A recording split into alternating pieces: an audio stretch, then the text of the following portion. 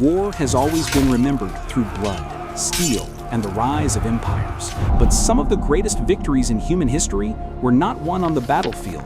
They were won in silence, engineered by a single extraordinary mind. This is the untold story of the war Cleopatra won without a single sword drawn.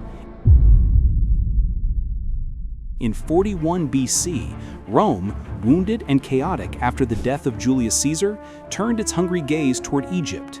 Inside the golden halls of Alexandria, panic erupted as Mark Antony, Rome's unpredictable general, summoned Cleopatra to Tarsus. To her terrified advisors, this was a trap, a death sentence, a prelude to Egypt's collapse.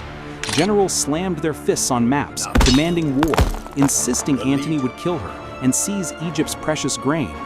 But Cleopatra knew what they did not.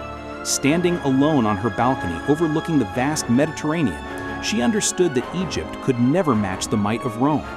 Fighting meant destruction. Hiding meant starvation. Neither meant survival.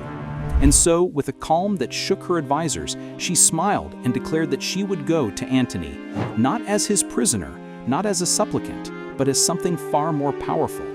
She ordered the construction of a grand royal barge, draped in Tyrian purple, glowing with gold, perfumed with incense, and crafted to overwhelm every sense. While artisans hammered gold and weavers dyed immense sails, Cleopatra studied not troop formations, but Antony himself, his passions, his ego, his obsession with theater, and his devotion to the god Dionysus. She curated musicians who could play intoxicating melodies and dressed her attendants as nymphs and divine graces. She wasn't preparing for war, she was preparing for psychological conquest. When the barge finally set sail from Alexandria, it looked like a floating temple drifting across the river, shimmering in the sun. People swore even the waters parted for her. Cleopatra reclined on a golden couch, dressed as the goddess Venus, no longer just a queen, but a living myth. Meanwhile, in Tarsus, Antony waited in a stark military camp of dust and iron, restless and unprepared. When a scout breathlessly reported the arrival of an unbelievable ship, Antony stepped onto the docks with his hardened soldiers. Then, the music reached them, the perfume carried across the water, and the barge appeared, glowing in the golden light, its purple sails catching the wind like velvet thunder. The soldiers fell silent. Antony's stern expression shattered into awe. He had summoned a queen, but a goddess arrived. That night, Cleopatra invited Antony aboard the barge for a feast beyond Roman imagination.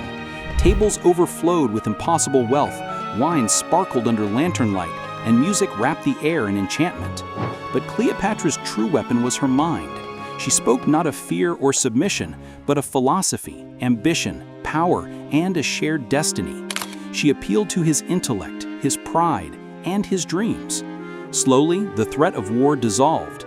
Fascination replaced suspicion. Respect replaced dominance. Over the next days, Antony and Cleopatra forged a bond that would reshape the world. Finally, the Roman eagle and the Egyptian standard were raised together on the docks, not as symbols of conquest, but as symbols of alliance. Antony extended his hand, not as a conqueror, but as an equal, and Cleopatra took it. With that gesture, the war ended without a single sword being drawn.